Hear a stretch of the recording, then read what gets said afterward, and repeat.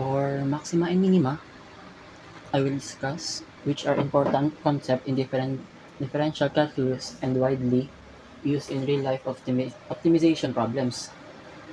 Una, ano ba yung maxima and minima? Sa calculus, maxima and minima refers to the highest and lowest value of a function. Within a given interval, a maximum value of a function is the greatest value of the function can attain. And a minimum value of a function, ito naman yung smallest value na function na makukuha niya. Together, these are called extreme values. They are usually occur at point with the function changes direction from from pataas to pababa or vice versa. Ito naman yung derivative condition para sa maxima and minima. Una, para makita yung maxima and minima, gagamit tayo ng derivatives. First, find the first derivative of the function. Second is we set the first derivatives equals to 0. So, ganito siya. F x equals to 0. This value of x are called critical points. Second derivative test value to determine whether a critical value point is a maximum or a minimum, we use the second derivative. So, f x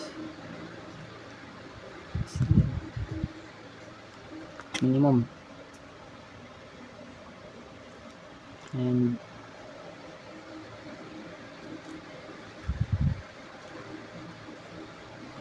maximum. If the second derivative is positive, the curve opens upwards, and so the point is minimum. If the second derivative is negative, the curve opens downward, so the point is maximum. So para masolve natin yung maxima and minima, write the function to be optimized, find the first derivative, send the first derivative equal to 0, solve for critical points, apply the second derivative test, interpret the result in the context of the problem. Word problem. A farmer has 60 meters of fencing to build a rectangular field. The field is divided into 5 equal sections by placing 4 fences inside the rectangle parallel to the width. First, define natin yung variables. Yung x natin, itong x natin is width na rectangle, yung y natin is yung length na rectangle. Then itong vertical fence natin, meron siyang dalawang fences na maghahati. Yung dalawa outer fences, yung apat for inner fences, total of 6 fences. And meron tayong horizontal fences na 2 fences. Express natin yung one variable in terms of the other. Solve na natin yung y. Solve y. 2y is equals to 60 minus 6x. And 60 minus 6x. Y over 2. Ayan yung ating area naman, area of function.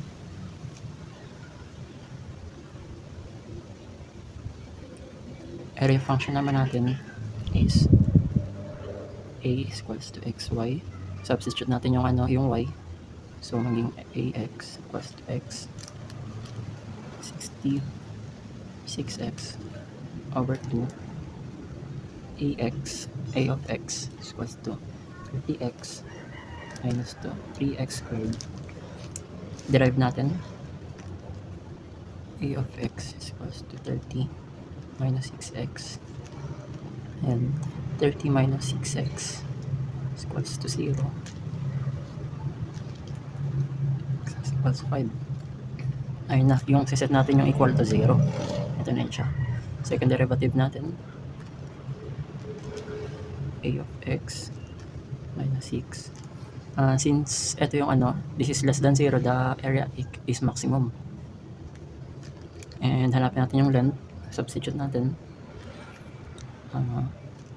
Ito na, x is equals to 5, y is equals to 60 minus 6 times 5 over 2, and y is equals to 30 over 2 is equals to 15.